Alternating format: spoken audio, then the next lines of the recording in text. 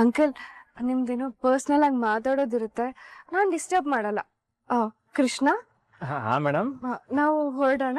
ಹಾ ಅಲ್ಲ ಮೇಡಮ್, ನೀವು ವಿವೇಕ್ ಸರ್ ಜೊತೆ ಒಂದ್ ಸ್ವಲ್ಪ ಟೈಮ್ ಸ್ಪೆಂಡ್ ಮಾಡಬೇಕು ಅಂತ ಹೇಳ್ಬಿಟ್ಟು ಬಂದಿದ್ರಲ್ಲ.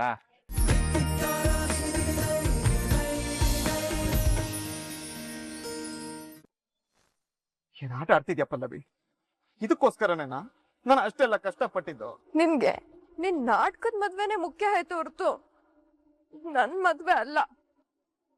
ನಾವ್ ಬದುಕಿದ್ರೆ ತಾನೇ ನಿನಗ್ ಕಷ್ಟ. ನಾವ್ ಎಲ್ರೂ ಸತ್ತೋಗ್ತೀವಿ. ಆಮೇಲೆ ನಿನ್ಗೆ ಇಷ್ಟ ಬಂದಾಗ ಮಾಡ್ಕೊ.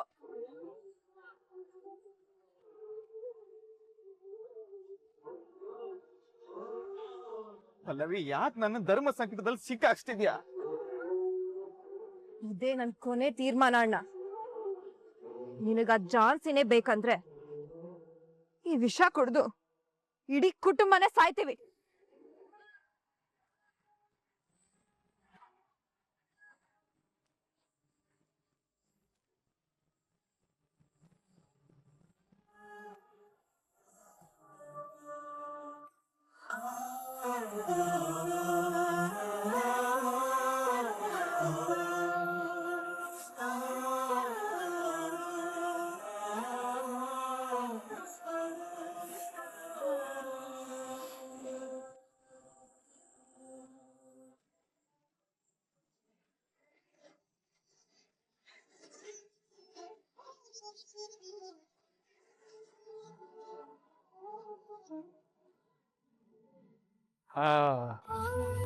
ಇನ್ನು ಮಗಳ ಕೈ ಯಾಕೆ? ನಾನು ಬಾಯಿಗೆ ಹಾಕ್ತಾ ಇದ್ದೀನಲ್ವಾ, ಮಾಡು. ಜಾಣು ಮರಿ.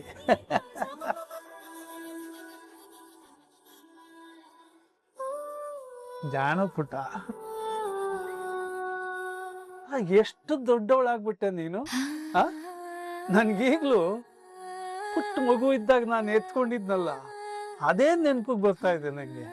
ಮಕ್ಳು ದೊಡ್ಡವ್ರಾದ್ರೂ ರೀ, ಅವ್ರ ತಂದೆ ಅಜ್ಜ ಅಜ್ಜಿ ಪಾಲಿಗೆ ಅವ್ರು ಇನ್ನು ಸಣ್ಣವ್ರು ಅನ್ನಿಸ್ತಾರ ನೋಡ್ರಿ. ನಿಜ ಮಲ್ಲಿ. ಈಗ ನೋಡು, ನಮ್ ತುಳಸಿ 2 ಬೆಳೆದ ಮಕ್ಕಳಿದ್ದಾರೆ. ಆದ್ರೂ ನನ್ನ ಪಾಲಿಗೆ ಅವಳು ಏನು ಗೊತ್ತಿಲ್ದಿರೋ ಮುಗ್ದೆ.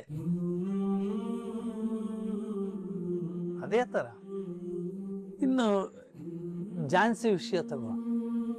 ಚಿಕ್ಕ ವಯಸ್ಸಲ್ಲೇ ಒಂದು ದೊಡ್ಡ ಜವಾಬ್ದಾರಿ ತಗೊಂಡು ನಮ್ಮ ಕಂಪ್ನಿನ ಎಷ್ಟು ಎತ್ತರಕ್ಕೆ ಬೆಳೆಸಿದಾಳೆ ಗೊತ್ತಾ? ಈಗ ನೋಡು, ಎಷ್ಟೊಂದು ಸವಾಲುಗಳು, ಎಷ್ಟೊಂದು ಸಮಸ್ಯೆಗಳು, ಎಲ್ಲಾನು ಮಟ್ಟ ಹಾಕಿ ಅದ್ರ ಮೇಲೆ ನಿಂತ್ಕೊಂಡು ತನ್ನ ಸಂಸಾರನ ಸರಿ ಮಾಡ್ಕೊಂಡಿದ್ದಾಳೆ. ಆದರೂ ನನಗೇನು ಅನ್ನಿಸ್ತಾ ಇದೆ ಗೊತ್ತಾ, ಈಗಲೂ ನೀನು ಪುಟ್ಟವಳಾಗಿದ್ದಾಗ ನನ್ನ ಕೆರಿಬಳ್ಳಿ ಇಟ್ಕೊಂಡು ಟಾಟಾ ಟಾಟಾ ಅಂತ ಚುರ್ಸ್ಕೊಂಡು ಓಡಾಡ್ತಾ ಇದ್ಯಲ್ಲ, ಅದೇ ಜ್ಞಾಪಕ ಬರುತ್ತೆ. ತಡ ತಾತ ಸಾಕು ತಾತ, ನಂಗೆ ಆಲ್ರೆಡಿ ಹೊಟ್ಟೆ ತುಂಬೋಗಿದೆ. ಸರಿ ಆಯ್ತಮ್ಮ, ನೋಡಿ ಇದು ತಗೋ, ಇನ್ನೊಂದು 2 ತುತ್ತು ತಿನ್ಬಿಡು. ಇದು ಮಲ್ಲಿ ಪಾಪ ಹಸುವಿನ ತುಪ್ಪದಲ್ಲೇ ಮಾಡಿರೋ ಕೇಸರಿ ಬಾತ್. ತಾತ ನಂಗೆ ಆಲ್ರೆಡಿ ಹೊಟ್ಟೆ ತುಂಬೋಗಿದೆ. ಆಯ್ತು, ಇದೊಂದು 2 ತುತ್ತು ತಿನ್ಬಿಡು ಬಾ. ಇವತ್ತು ಒಂದ್ ದಿವ್ಸ ಕಳೆದು ಬಿಟ್ರೆ ನೀನು ಗೃಹಿಣಿಯಾಗಿರ್ತೀಯ ನೋಡು. ಇದುವರೆಗೂ ನಿನ್ನಲ್ಲಿ ಇತ್ತಲ್ಲ ಹುಡುಗಾಟ, ಪುಂಡತನ, ಅದೆಲ್ಲ ನಾಳೆ ಅದೆಲ್ಲ ನಿನ್ನೊಳಗಡೆನೆ ಅಡುಕೊಂಡು ಕೂತ್ಬಿಡುತ್ತೆ. ಯಜಮಾನ್ರೆ, ಮರಿ ಮೊಮ್ಮಗಳ ರೀತಿ ಬಂದು ಮನೆ ತುಂಬಾ ಓಡಾಡ್ಕೊಂಡು ಕಾಟ ಕೊಡುತ್ತೆ ಬಿಡಿ. ಹೌದಮ್ಮ, ಆದಷ್ಟು ಬೇಗ ಮರಿ ಮೊಮ್ಮಗಳು ಬರ್ಬೇಕು. ತಗೋ, ಇದೊಂದು ತುತ್ತು ತಿನ್ಬಿಡು. ತಾತ ನಂಗೆ ಹೊಟ್ಟೆ ತುಂಬಿದೆ, ಪ್ಲೀಸ್. ಇದು ನೋಡು, ಟ್ರಾಫಿಕ್ ಜಾಮ್ ಆದ್ರೆ VIP ಕಾರ್ ಬಂದ್ರೆ ಜಾಗ ಬಿಡ್ಸಲ್ವಾ, ಹಂಗೆ ಇದು VIP, ಇದು ತುಪ್ಪದಲ್ಲಿ ಮಾಡಿರೋದು ಮಲ್ಲಿ. ತಿನ್ನಮ್ಮ, ಚೂರ ತಿನ್ನು.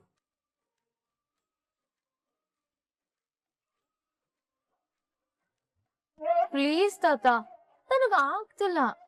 ನೀವು ಪ್ರೀತಿಯಿಂದ ತಿನ್ನಿಸ್ತಿದ್ರೆ ತಿಂತ ತಿಂತ ನನ್ ಹೊಟ್ಟೆ ತುಂಬಿದ ಗೊತ್ತಾಗ್ತಿಲ್ಲ. ಗೊತ್ತಾಗದೆ ಇರೋದು ಒಳ್ಳೇದಲ್ವಾ? ನೋಡು, ಅದೆಲ್ಲ ಸರಿ. ಇಷ್ಟೊತ್ತು ನೀನ್ ತಿಂದಿದ್ದು ನಿನ್ ತುತ್ತು, ಇದು ನಿನ್ ತಾತನ್ ತುತ್ತು. ತಿನ್ನು ಪುಟ್ಟ, ತಾತ ತಗೋ ಪುಟ್ಟ.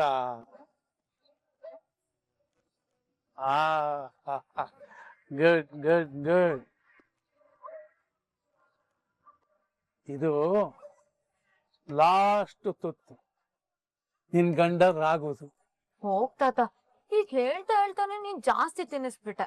ಇಲ್ಲ, ಇನ್ನು ಒತ್ತಾಯ ಮಾಡಲ್ಲ. ಇದು ಗಂಡನ್ ತುತ್ತು, ತಿಂದ್ಬಿಡು.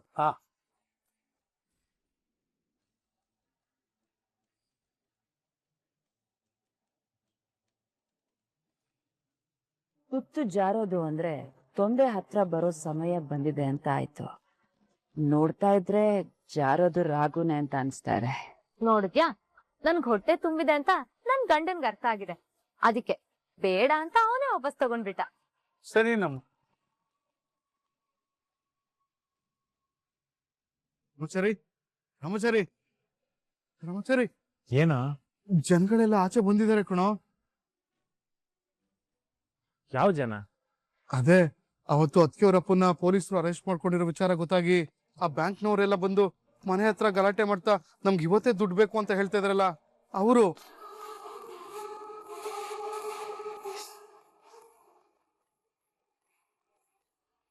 ಹೌರಾ?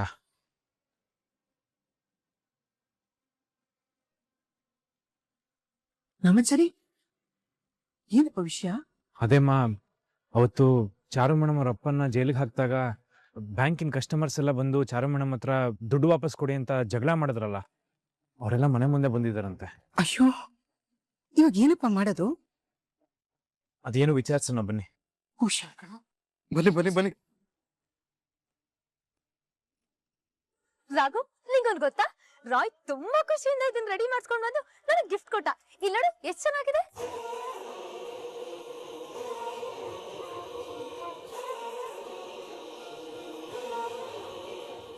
ಇವತ್ ನಾವಿಬ್ರು ಇದ್ರಲ್ಲೇ ಹಾಲ್ ಕುಡಿಬೇಕು ಅಂತ ಕಂಡೀಷನ್ ಬೇರೆ ಹಾಕಿದಾನೆ ರಾಘು. ಆಮೇಲೆ ಸಂಗೀತ, ನೀನೇ ನೆನ್ಪ್ ಮಾಡ್ಕೊಂಡು ಇದ್ರಲ್ಲೇ ಹಾಲ್ ಹಾಕೊಡ್ಬೇಕು. ಅಯ್ಯೋ, ಯಾಕೆಲ್ರು ಹೀಗ್ ನಿಂತಿದ್ದೀರಾ? ಏನಾದ್ರೂ ಮಾತಾಡಿ. ಮೇಡಮ್, ಮೊದಲು ನೀವು ಮಾತು ನಿಲ್ಲಿಸ್ತೀರಾ?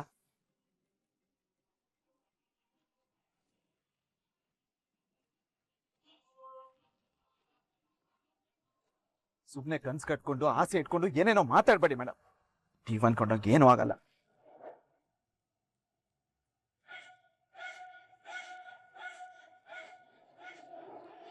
ತಮಾಷೆ ಮಾಡ್ತಿದ್ಯಾ ರಾಘು? ಮನೆಯವರೆಲ್ಲ ಒಪ್ಪಿ ನಮ್ಮಿಬ್ರು ಸಂಸಾರ ಶುರು ಮಾಡಿಸ್ಬೇಕು ಅಂತ ನಿಂತಿದ್ದಾರೆ. ಈಗ ನೀನ್ ಈ ತರ ಮಾತಾಡ್ತಿದ್ಯಾ? ಏನಾಯ್ತು ರಾಘು? ಮೇಡಮ್ ಪ್ಲೀಸ್, ಯಾವ ಸಂಸಾರನೂ ಶುರು ಆಗ್ತಿಲ್ಲ, ಆಗೋದು ಇಲ್ಲ.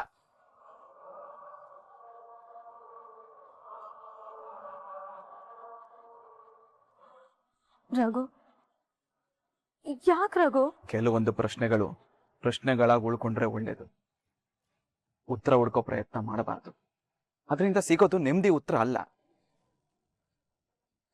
ರಾಘು, ನಿನಗೇನಾಗಿದೆ? ಎಲ್ಲನೂ ಸರಿ ಹೋಗಿದೆ. ನಮ್ ಸಂಸಾರ ಶುರು ಆಗೋ ಟೈಮ್ ಬಂದಿದೆ. ಈಗ ನೀನ್ ಹುಚ್ಚುಚ್ಚಾಗಿ ಮಾತಾಡ್ತಿದ್ಯಾ? ಬಂದಿಲ್ಲ, ನಮ್ಮಿಬ್ರ ಮಧ್ಯೆ ಸಂಸಾರ ಶುರು ಆಗಲ್ಲ. ನೀವ್ ಇನ್ ಮುಂದೆ ನನ್ನ ಜೀವನದಲ್ಲಿ ಇರೋದು ಬೇಕಾಗಿಲ್ಲ ಮೇಡಮ್.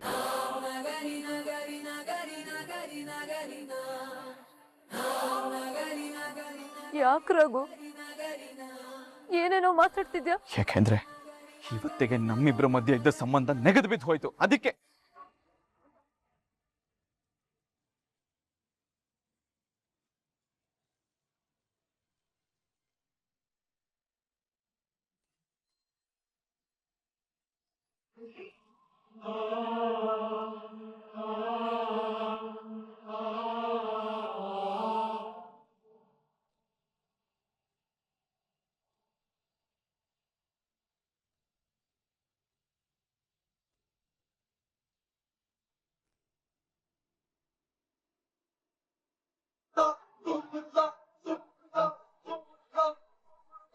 ಸಾವಿರ ಸಾವಿರ ಕೋಟಿ ಲಾಸ್ ಆಗಿದೆ. ಫೋನ್ ಮಾಡಿದ್ರೆ ಒಬ್ರು ಬೇವ್ಕೂಫ್ಗಳು ಫೋನ್ ಎತ್ತಲ್ಲ.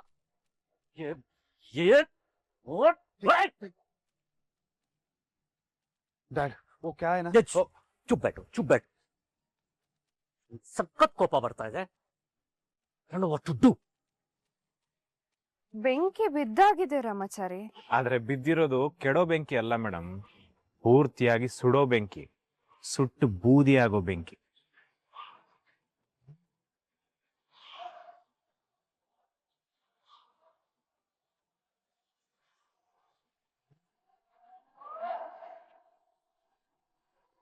ಅಂಕಲ್, ನೀವೇನೋ ಟೆನ್ಷನ್ ಇದ್ದೀರಾ ಅನ್ಸುತ್ತೆ. ಈ ಟೈಮಲ್ಲಿ ನಾನು ಇಲ್ಲಿರೋದು ಸರಿಯಲ್ಲ. ನಾವು ಹೊರಡ್ತೀವಿ. ಕೃಷ್ಣ ಹೊರಡೋಣ.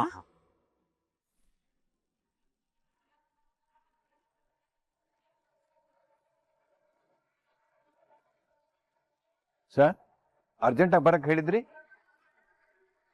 ಅಂಕಲ್, ನಿಮ್ದೇನೋ ಪರ್ಸ್ನಲ್ ಆಗಿ ಮಾತಾಡೋದಿರುತ್ತೆ, ನಾನು ಡಿಸ್ಟರ್ಬ್ ಮಾಡಲ್ಲ.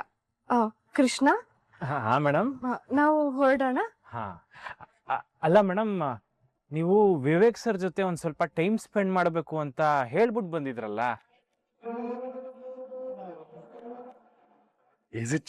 ಹೌದು ವಿವೇಕ್, ಆದ್ರೆ ಇವಾಗ ಸಿಚುವೇಶನ್ ಸರಿ ಇಲ್ಲ ಅಲ್ವಾ?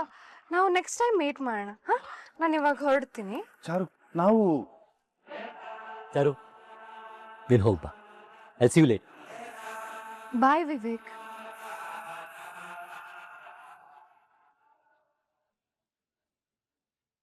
ಸಿದ್ಧಾರ್ಥ್, ಬನ್ನಿ ಕುತ್ಕೊಳ್ಳಿ.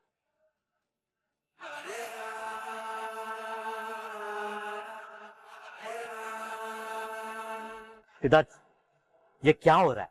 ಏನ್ ಸರ್? ನೀನು ಗೊತ್ತೇ ಇಲ್ದೋರ್ ತರ ಮಾತಾಡ್ತಿದ್ಯಾ. ಮೇರಾ 20 ಲಾರಿ ಸೀಸ್ हो गया है. ಸರ್, ಆ ಮೂಡ್ ಬಿದ್ರಲ್ಲಿ ಸೀಸ್ ಆಗಿರೋದು ನಿಮ್ ಲಾರಿಗಳ ಸರ್? ಎಸ್, ಅದೆಲ್ಲ ನಮ್ದೇ. ಅದು ನಮ್ಗೆ ಗೊತ್ತಾಗಲ್ಲ ಸರ್. ನಮಗೂ ಈಗಲೇ ಇನ್ಫಾರ್ಮೇಶನ್ ಬಂದಿತ್ತು, ಹಮಾರ ಸಬ್ ಸೀಸ್ हो गया ಅಂತ. ನಿಮ್ಗೆ ಏನು ಗೊತ್ತಿಲ್ಲ ಅಂದ್ರೆ ये कैसे पॉसिबल है?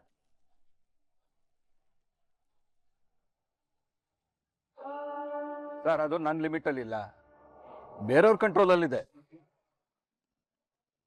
ಅದು ಕೋಸ್ಟಲ್ ಪೊಲೀಸ್ ಮತ್ತೆ ಕಸ್ಟಮ್ಸ್ ಅವ್ರು ಮಾಡಿರೋ ಕಂಬೈನ್ಡ್ ಆಪರೇಷನ್ ಸರ್. ಸರ್, ಅಲ್ಲಿ ನಾವ್ ಏನು ಮಾಡಕ್ಕಾಗಲ್ಲ. ಇಸ್ ದಿನ ಯಾವ ಪ್ರಾಬ್ಲಮ್ ಆಗಿಲ್ಲ. ये ಸಡನ್ ಆಗಿ कैसे हो गया? ನಿಮ್ ಮೇಲೆ ಯಾರೋ ಕಣ್ಣಿಟ್ಟಿದ್ದಾರೆ ಅನ್ಸುತ್ತೆ ಸರ್. ಒಂದ್ ವೇಳೆ ನಿಮ್ಗೆ ಗೊತ್ತಿರೋರೇ ಈ ವಿಷಯನ ಹಾಕೊಟ್ಟಿದ್ದಾರೆ ಅನ್ಸುತ್ತೆ.